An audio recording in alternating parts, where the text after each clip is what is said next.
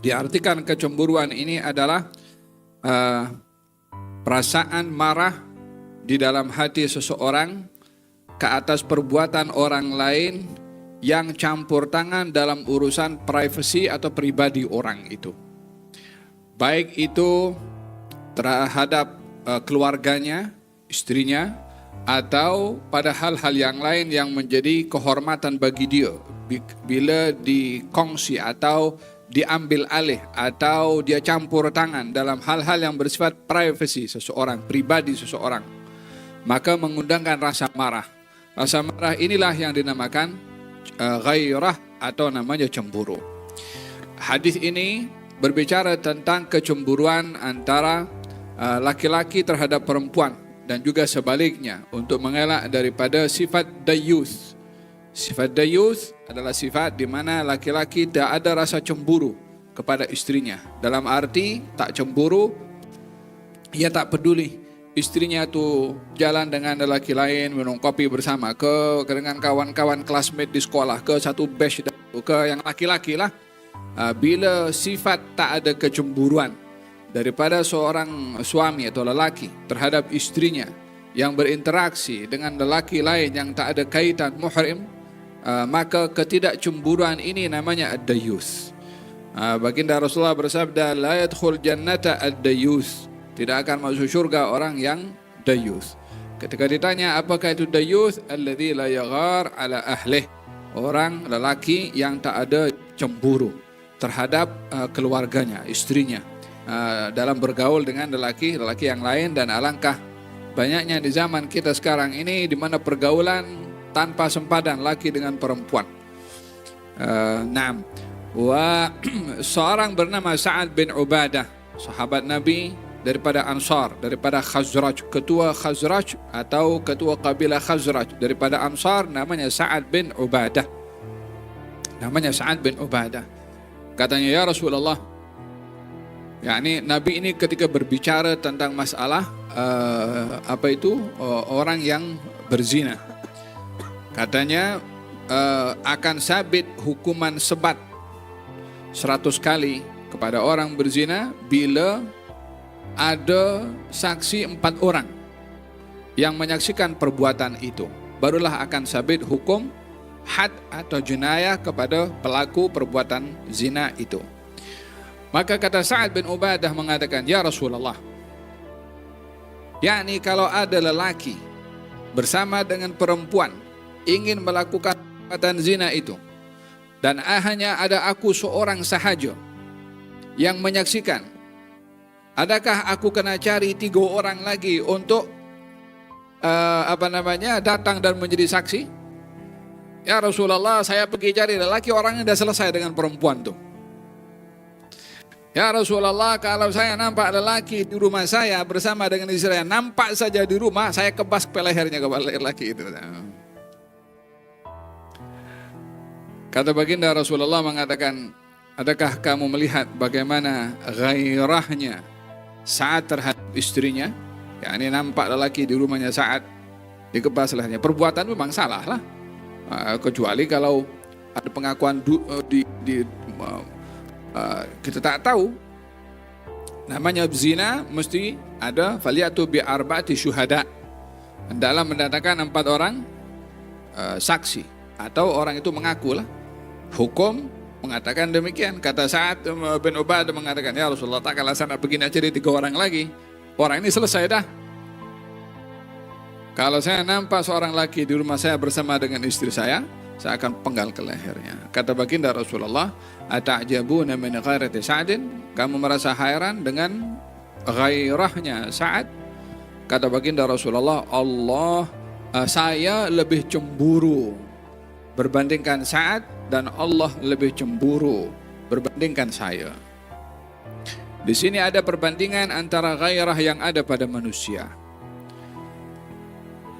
Ghairah yang ada pada manusia adalah sifat marah pada seseorang disebabkan campur tangan orang lain dalam hal yang menyentuh kepada marwah dan kehormatannya.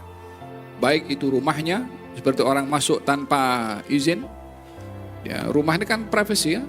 Macam mana orang boleh masuk tanpa izin, atau orang yang intip macam ni.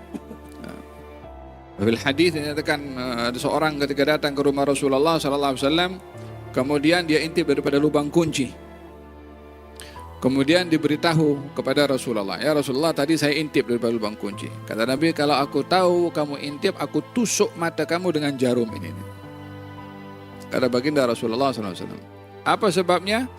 Hal marwah, privacy, rumah tangga seseorang, itu adalah hal yang wajib untuk dijaga dan dipelihara oleh kita, sehingga tidak sembarangan kita masuk rumah orang lain tanpa izin atau mengintip rumah orang tanpa izin. Termasuk hal-hal yang privasi, handphone. Tidak boleh kita intip privasi orang lain.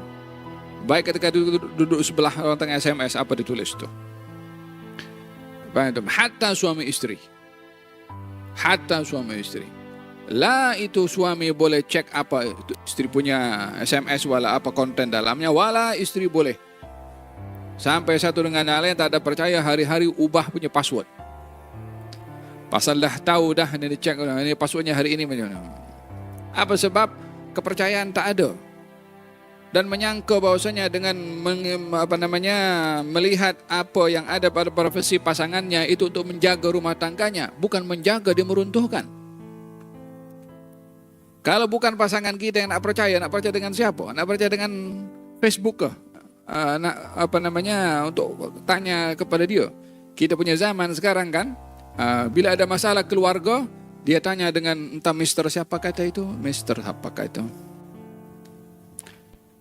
Apa yang suka bagi nasihat supaya orang supaya cerai itu. Bagi nasihat. Apa? Coach cerai apa itu?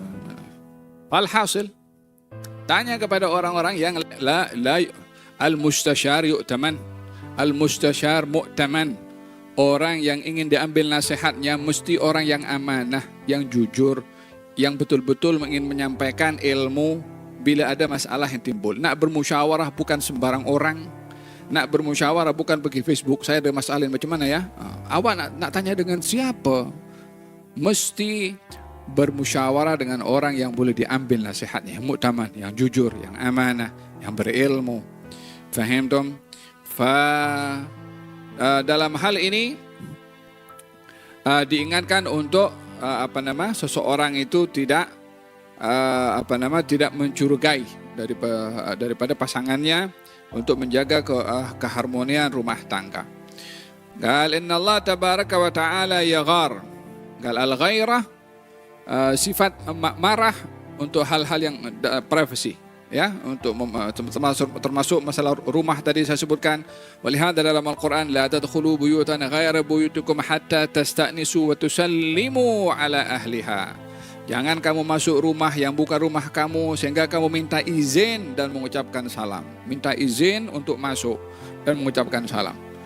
Kalau kata baginda Rasulullah, kalau kamu ketuk rumah orang, jangan kamu berdiri di hadapan pintu. Sebab kalau pintu dibuka, kita nampak di dalam tu. Mungkin anak perempuannya, kalau istrinya belum pakai tudung, mungkin rumah tu masih berserakan, yang tuan rumah malu kalau orang lain tengok. Jadi imma hakadha wa imma hakadha, kata Nabi SAW. Imma kamu di sebelah kanan, nampak sanalah, jadi tak nampak dalam rumah. Atau terus menghadap ke membelakangi pintu. Supaya kalau yang buka pintu itu lelaki atau perempuan, boleh bersiap sedia untuk nak mengelak daripada dipandang oleh orang lain. Walaupun sekarang dah ada macam kaca. Intinya hatta pun ada begitu, tetap adab. Jangan menghadap ke hadapan pintu bila kita ketuk rumah orang, imma menghadap ke kanan atau menghadap ke kiri, demi untuk menjaga marwah, kehormatan rumah orang lain, karena itu adalah hal privasi seseorang. Termasuk daripada dengan pasangan, dengan istri. Berkenalan dengan orang lain, cium kanan, cium kiri, bukan muhrimnya. Kalau bersalaman saja tidak boleh, apalagi lebih daripada itu. Kita tak ada syahwat. Ini masalah bukan syahwat, hukum sudah seperti itu. Awak tak ada syahwat yang lain. Hukum kata tak boleh untuk mengelak daripada perkara buruk yang terjadi. Maka ini dilakukan saddud dzari'ah, yakni menutup perkara buruk terjadi. Inna Allah tabaraka wa ta'ala yaghar.